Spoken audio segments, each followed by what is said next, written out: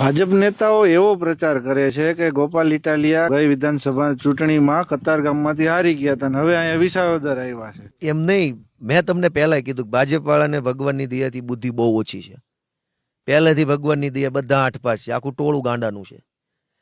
કિરીટ પટેલ પોતે ડુંગરપુર જિલ્લા પંચાયત હારી ગયેલા છે, વિસાવદર વિધાનસભા હારી ગયેલા છે. એ નથી દેખાતું. ગોપાલ ઇટાલિયા ચૂંટણી હારી ગયો એ દેખાય છે. હું હારી ગયોનું મને ગૌરવ છે કે મારી સામે આખી સરકાર ઉતરીને ત્યારે હું હાર્યો છું. સીધી રીતે ચૂંટણી લડે તો ફીણ આવી જાત. એને તો સરકાર હારે હતી, મુખ્યમંત્રી, તમામ પ્રકારની તાકાત, પૈસા, પોલીસ, ગુંડા, બધી તાકાત હારે હતી ને તેથી જિલ્લા પંચાયત હારી ગયેલા છે. હું તો વિધાનસભા હાર્યો કમસે કમ, અને હું સરકારની સામે હાર્યો છું.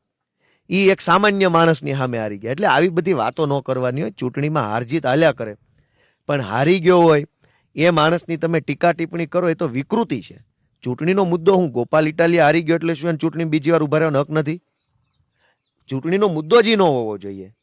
ચૂંટણીનો મુદ્દો આ પંથકમાં હું કરશો એ હોવો જોઈએ. એટલે ભાજપ વાળાને ભગવાન સદબુદ્ધિ આપે. એના નેતાઓમાં બહુ ભગવાનની દયા છે, કાંઈ છે નહીં.